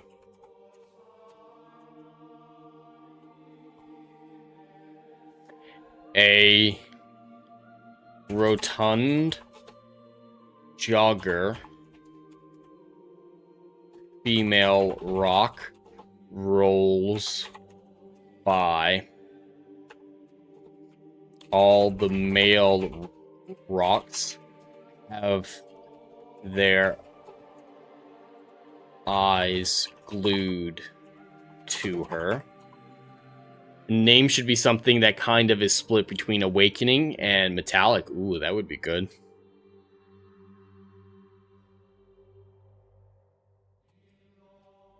She seems to like it.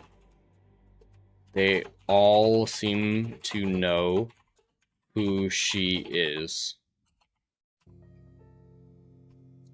Robot asks a male about the jogger.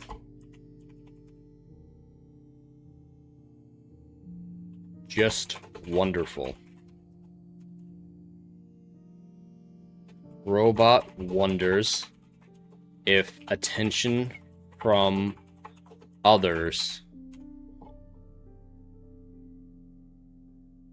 can reveal who you are. Close inspection of her reveals her true self is the idea. So yeah, the idea is getting up in front of people, letting them inspect her, stare at her. They might be able to see something that she can't see of her own self-identity. Alright, what have I included thus far? Science fiction, definitely. Model, about to. Non-human world, definitely. Self-help, started it. Robot, absolutely. Perfect. Alright, we're doing real good on the check marks.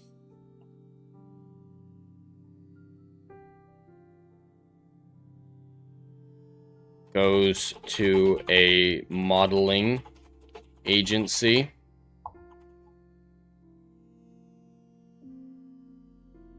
Some rocks have robot sex slave fetishes. Robot puts her name on the modeling list. No one questions her. They assume a robot wouldn't lie. Prepare for modeling gig. Watching other robots take erotic photos. dress up.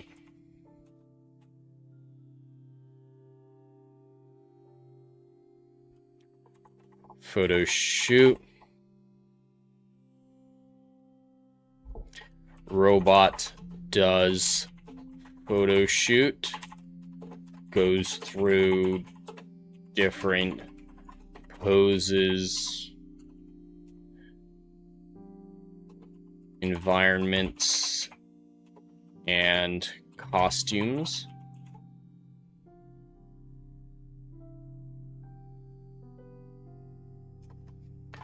When she's done, she asks where she can observe the photos being viewed by people. Photographer confused. Not a thing. Photos are available for those who want them on demand. There's no follow-up. Not what robot wanted. Photographer suggests a live runway gig.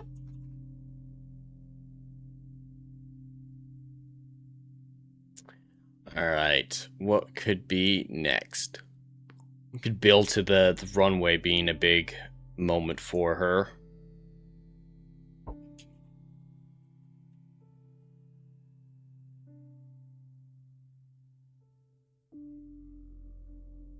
Models are all stored in a big warehouse together.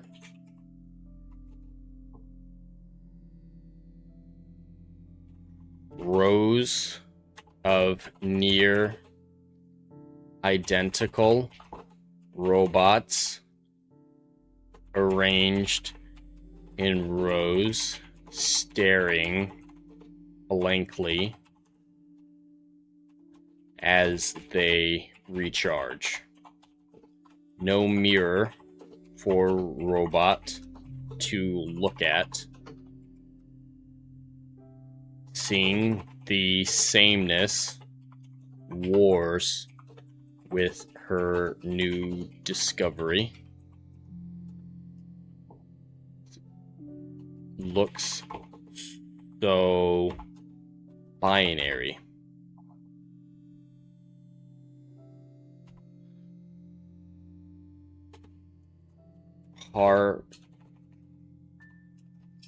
Hard night of thinking. Years worn down. Needs to know who she is before making or spending another night there. Signs up for runway gig. Drishti? I don't know how to pronounce that. Drizti maybe? It translates to vision or sight and symbolizes the ability to see beyond the superficial and penetrate the depths of reality. Spiritual enlightenment representing the awakening of one's inner vision and the realization of life's true purpose. Drizti, but maybe gives herself a name instead of being given one. Yeah, right now she just has a serial number, so it could end with her picking a name like that. What language is that translate from, Ariel? Because I like that meaning.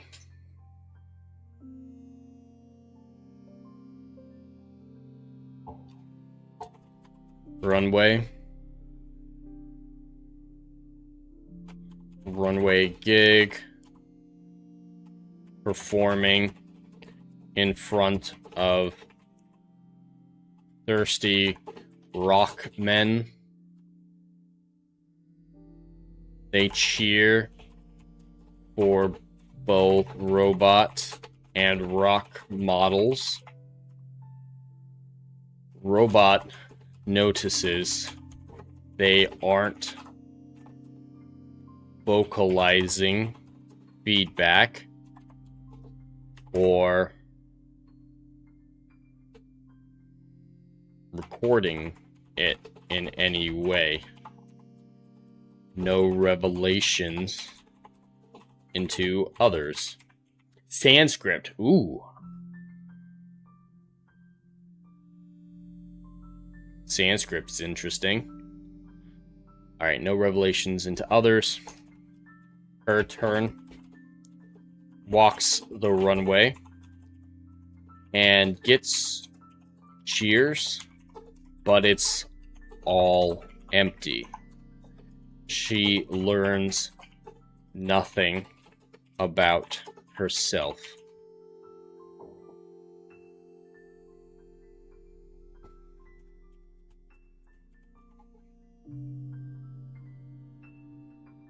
Sit defeated, wondering what to do. Questions whether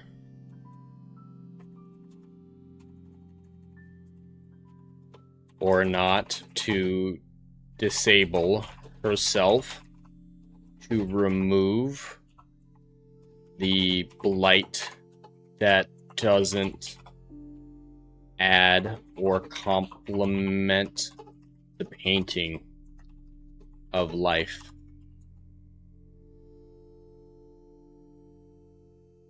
A model notices the rock rolls over to ask what's wrong and get a mechanic. I looked up Awakening names. That's the one I thought looked and sounded good, especially with the meaning. Yeah, I think I'm going to go with that in just a minute here. That'll incorporate really well. Model notices the rock rolls over to ask what's wrong, can get a mechanic if needed. Robot explains dilemma.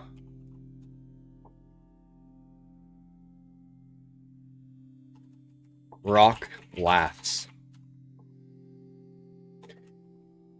You'll never understand yourself by letting others merely look at you.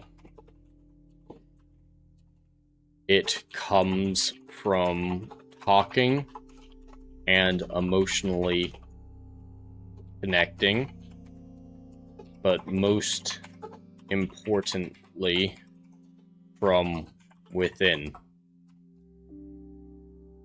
You are the best person to discover who you are.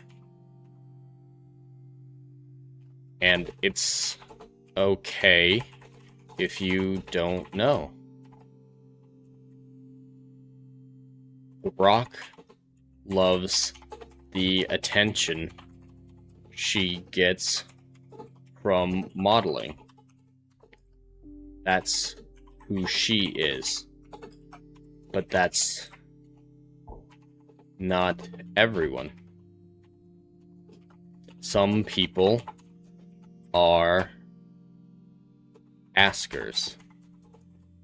They wonder who they are forever, and that makes them whole. Not knowing is being as much as being is knowing. Does sound like roundabout language, but I think it kind of means something.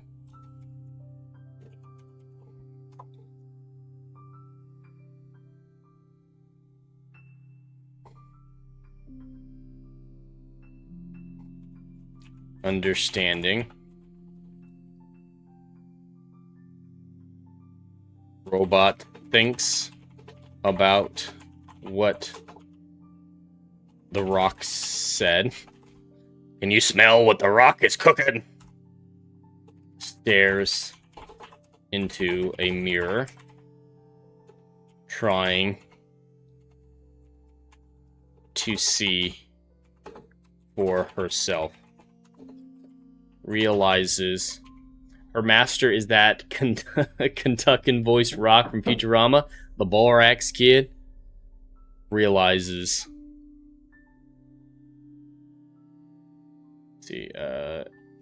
that the answers aren't there. She goes outside and watches the sunset. So many colors, seemingly infinite. Better than Geode from High Republic? It's not a high standard. So many colors, seemingly infinite. She is an asker, a wanderer. That's enough identity for now. Picks a name for herself because she knows the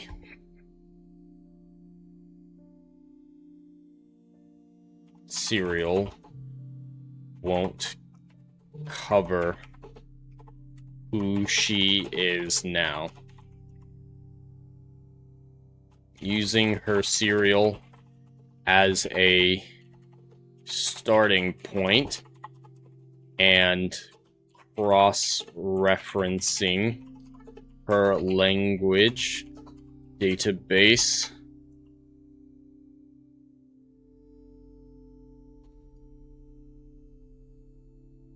she chooses Dirshti. Alright, I'm just gonna copy what you said.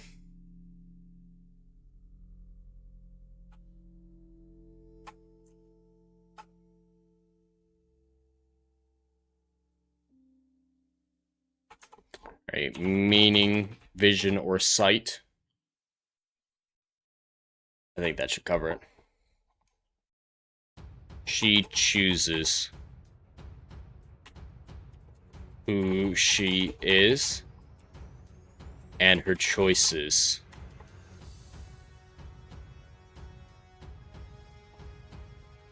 are just beginning. Alright, I think that's a pretty sound story. It's a pretty sound one, I think, honestly, and that feels like a natural conclusion to it. So yeah, I think I'm going to call that the end of the story. If anybody wants to put in some twist, this is now the time to do it. Or if you guys like this story enough and would like it to be written out into a real short story for Storyforge, we're already $15 on our way to the $100 limit to purchase that Storyforge. But I'm happy with it as is. I think that was actually a really heartfelt story, and surprisingly not insane like most of the stories we come up with on this stream. I did the usual thing. Yeah, this is a traditional story. This has been done many times, but it still feels deeper than a lot of what we've done before. So I'm very happy with it, and I hope you all are as well. Perfect. As we wind up, if anybody wants to drop super chats in relation to that, I'll give you time to do that. But for the moment, I think we're going to start wrapping things up. Thank you all for joining me. I hope you enjoyed that chat choose your own adventure. I definitely did. And I might bookmark that story just to make later for whatever reason and whatever justification I can later. Maybe it'll come to Storyforge eventually someday. But that's where we're going to leave it for today. For this week coming up, I might be streaming SWTOR late tonight. I wouldn't count on that, though, because, like I mentioned, I'm getting keys to my new place today, and the wife and I need to start moving things. That's actually where we're going to go right after this. So we're going to be fairly busy with that. So probably not, but maybe. And that's going to be the case for the rest of the week, just gaming when I can slip it in. Then, of course, on Thursday, Starfleet Academy ends. My finale review for Starfleet Academy will be up sometime Thursday afternoon. Hopefully, I do have a job interview that day, so it might be a little bit later than normal. And then Friday, I will be watching Project Hail Mary in the theater. So hopefully I'll have a review up for that on Saturday. And this Friday at 11 p.m. Eastern is also the final Ballbusters over on Dermy Wormy's channel. So tune into that if you're interested to see the end of that shit show. It's a wild ride. But then, yeah, Saturday, Project Hail Mary review, probably going to be a spoiler-free review. And then the next week after that, when it actually comes out in its main release window, I'll do a spoiler review. So do 2 different ones, I think, is what I'm thinking at least at the moment. And of course, Where No Man Wants to Go reviews this Saturday at 6 p.m. Eastern, where Adam the Renaissance Nerd, Duke Devil 95, Jeremy Wormy, and myself talk about the latest episode of Starfleet Academy on that review panel. It's going to be wild. And then either before that or after that, we haven't decided, Adam and I will be bringing Saturday Night Drive-In back to talk about The Martian in honor of the release of Project Hail Mary. He hates Matt Damon, so we'll see how that stream goes, but that's all I have before coming right back around here to Ride or Flight next week. Thanks for the stream, Jed. Yes, of course, Dr. Rachel, anytime. Ariel, can you take the TARDIS apart to make it lighter? We're going to try. We can knock the doors off. That's what definitely we can do, and we can take the light bulb off the top and some of the stuff on the top, but it's still immensely heavy, even with everything taken out, but we're going to try to make it work. Dash season finale. Is it Sweet Relief? Are you talking about Ballbusters or Starfleet Academy? Joyce aside, Starfleet Academy. It's so nice for Starfleet Academy to finally be over. God, I'm so glad it's going to be over. My life can begin again. It could really begin again. Judas, there's an old story called The Stainless Steel Leech about a robot vampire. It's a short story. You might like it. That sounds interesting. I'll definitely have to check that out. But I think that's where we're going to end it. So once again, thank you all so much for watching, whether or not you're watching on the YouTube side or the Kick side. I greatly appreciate it. Special thanks to Dash, Dr. Rachel, Ariel, and everybody else who is chatting or lurking. I greatly appreciate it. And special thanks to Judas Goat Barbecue for the $15 super chat. I really do appreciate it, my friend, especially right now with everything going on. Each dollar really goes a long way for me right now and my family. So I really do thank you for that, Judas. That's what I have. Ariel, then until next time, Jed, stay out of trouble or don't get caught. I'll do my best. Probably both, Dash? Yes, absolutely a little bit of both. It's going to suck to move the TARDIS. It really, really is. Wish us luck in not hurting ourselves. Please, please. I don't want to move this thing again. I had to haul it across country. That was insane. But until all those other things, please like, share, and subscribe if you enjoyed this stream. The more support this channel gets, the closer we are to publishing the Endless Frontier novels. Until then, have a stellar day and stay curious.